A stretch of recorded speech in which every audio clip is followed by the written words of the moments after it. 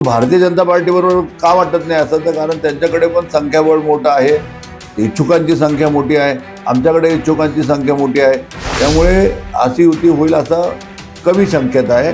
हा जर गठबंधनवरूनच झालं, आदेश तसा झाला की महायुतीमध्ये लढायचं, तर मात्र होईल. परंतु स्थानिक पातळीवर जर उद्या मी बसलो, भारतीय जनता पार्टीचा अध्यक्ष बसले, एकत्र आम्ही दोघं बसलो, तर ते वाटाघाटी होऊच शकत नाही. म्हणजे तिथं प्रॉब्लेमच येते. महायुती होऊ शकते, नाही होऊ शकत अशातला भाग नाही आहे. शेवटी ठरवणारे नेते मंडळी आहेत. म्हणजे जर उद्या अजितदादा, देवेंद्र फडणवीस आणि शिंदे साहेबांनी जर ठरवलं, तर मग तो आदेश अंतिम असणार आहे. त्यामुळे महायुती होऊ पण शकते, परंतु अशी चिन्ह काय आतापर्यंत दिसून येत नाही आहेत. त्यामुळे आम्ही स्वबळावर निवडणूक लढण्याच्या हिशोबाने आम्ही आमची पूर्ण तयारी केलेली आहे. तर इथून मागे पण मी सांगितलं होतं की गेले 25 वर्ष राष्ट्रवादीचा हा बालेकिल्ला राहिलेला आहे. त्यामुळे हा बालेकिल्ला पुनश्च आपल्याकडे घेण्याच्या अनुषंगाने आम्ही पूर्ण तयारी केलेली आहे. त्यामुळे सोबतच आम्ही सुद्धा आमची बोलणी शिवसेनेशी पण चालू आहेत. आता दरम्यानच्या काळामध्ये राष्ट्रवादी काँग्रेसबरोबर बोलणी चालू होती. आता नुकतेच प्रकाश मस्के साहेबांनी एक मागच्या आठवड्यामध्ये फोन केला होता. तर माझ्या घरामध्ये एक दुर्दैवी घटना घडल्यामुळे थोडासा मला मागच्या 5-6 दिवसामध्ये वेळ देता आलेला नाही आहे. परंतु राष्ट्रवादी काँग्रेस पक्ष पण, शरद पवार राष्ट्रवादी पक्षाचे पण मस्के साहेबांनी स्वतः मला फोन केला होता आणि ते म्हणले होते की स्थानिक अध्यक्ष तुम्ही बसून काय होतंय ते बघा. तसं स्वतः मी श्रीरंग अप्पा बारणेशी माझी चर्चा झाली. अप्पा बारणेशी पण चर्चा सुरू आहे आणि आता ते दिल्लीला हाऊस चालू असल्यामुळे अप्पा दिल्लीला आहेत आणि आता नागपूरला पण हाऊस चालू आहे. त्यामुळे आमचे आमदार आणि आमचे नेते मंडळी पण सगळे नागपूरला आहेत. ते भाजपपेक्षा आपली शरद पवारांच्या राष्ट्रवादीसोबत जास्तीची चर्चा आता सुरू दिसते आणि त्या अनुषंगाने पावलं पडताना दिसतात. दोन्ही बाजूला मी तुम्हाला म्हणलं ना की आता मागे सुरू होती, परत थांबली. आता पुन्हा आता तुम्हाला सांगितल्याप्रमाणे की आता स्वतः मला मस्के साहेबांनी फोन केला होता. त्यामुळे त्या अनुषंगाने अजून बैठक झाली नाही, परंतु त्यांच्याकडनं परत प्रस्ताव असा आला की एकत्र बसायला हरकत नाही. आणि आम्ही पण आधी सांगितलं की स्वागतच आहे की जर आमच्याबरोबर राष्ट्रवादी शरद पवार राष्ट्रीय काँग्रेस पक्ष येणार असेल तर स्वागत आहे. आणि आपणशी पण बोलणं चालू आहे, त्यांच्याशी पण अजून काय अंतिम त्यांचा पण संदेश आलेला नाही आहे. त्यामुळे आणि जर समजा युती कोणाशी झाली नाही किंवा गठबंधन कोणाशी झालं नाही तरी स्वातंत्र्य लढण्याची सर्व स्वातंत्र्य लढण्याची आमची तयारी. भाजपशी अजून काही चर्चा झालेली नाही, भाजपशी चर्चा झाली नाही. युती का होऊ शकत नाही, काय कारण वाटतात? कारण इच्छुकांची गर्दी दोन्हीकडनं आहे, तुमच्याकडे पण आहे आणि मग जागेच थोडीशी चढाओढ या ठिकाणी होऊ शकते. तर काय कारण वाटतात की आता भाजपसोबत युती थोडंसं करणं आपल्या पक्षाच्या अनुषंगाने किंवा इच्छुकांच्या अनुषंगाने थोडंसं नाराजीचा सूर सुद्धा दिसतो? नाही, मी जसं प्रमाणित केलं आधी पण सांगितलं की पूर्वीपासून राष्ट्रवादी काँग्रेस पक्षाचा हा बालेकिल्ला होता.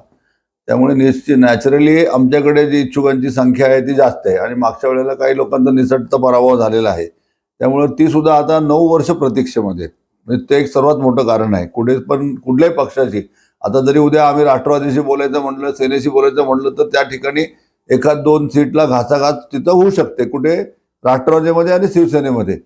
परंतु कारण त्यांची संख्याबळ जर पाहिली, त्यांची मागच्या वेळेला 9च होती शिवसेनेची. तर ह्या वेळेला समजा त्यांनी काही जागा मागितल्या जरी तर समजा 1-2 जागे असे त्यांच्याशी होऊ शकतं किंवा ही जागा तुम्ही सोडा, आम्ही म्हणणार नाही तुम्ही सोडा.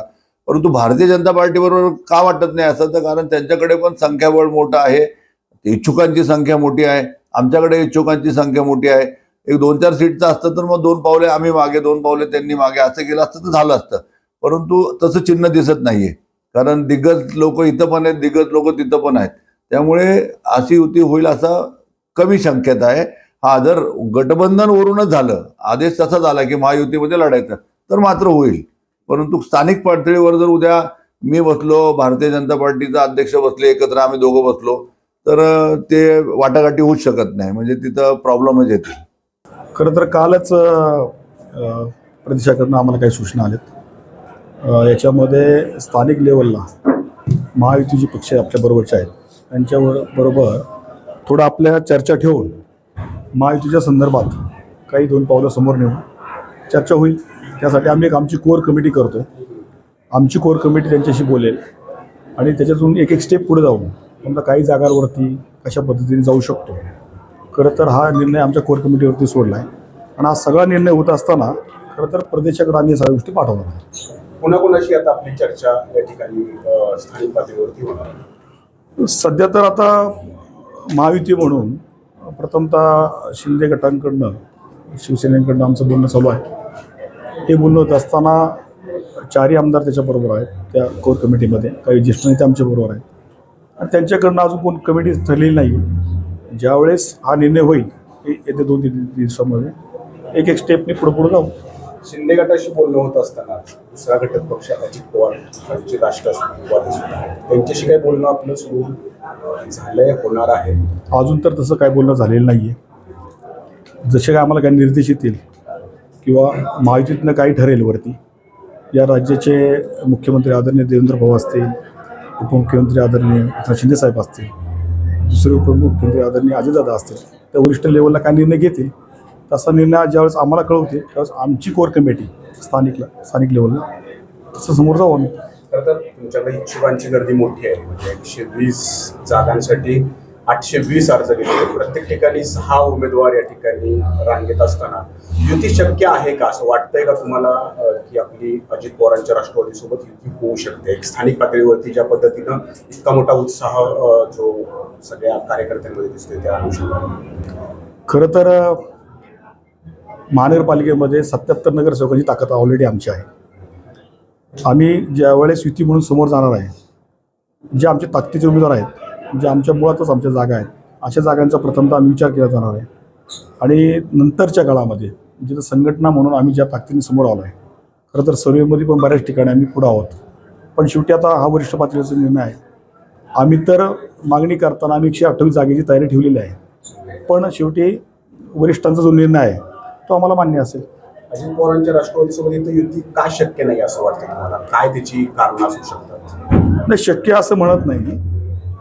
खरं तर हा निर्णय वरिष्ठ पातळीचा आहे, कारण ज्या ठिकाणी आम्ही जागा लढतोय त्याही आमच्या ताकदीची जागा आहेत, आमचे कार्यकर्ते आहेत.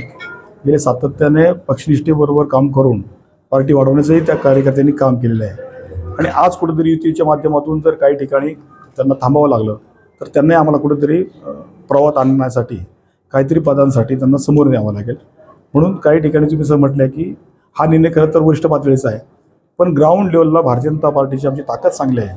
हे करत असताना कुठं सीट सोडायचेत याच्यावरती निर्णय खरं तर वरिष्ठ पातळीवरती होईल. अजित पवार गटाकडून काही विचारणा होतीये तुम्हाला? कारण ते शरद पवार गटासोबत चर्चा करताना दिसत आहेत, तर तुमच्यासोबत त्यांनी अद्याप चर्चा केलेली आहे किंवा त्यांच्याकडून काही पावलं उचलली गेली? अजून तरी तसं काही नाही आहे. फक्त शिंदे गटांबरोबर आमची चर्चा चालू आहे. अजून त्यांचा काय राष्ट्रवादीकडनं प्रस्ताव आलेला नाही.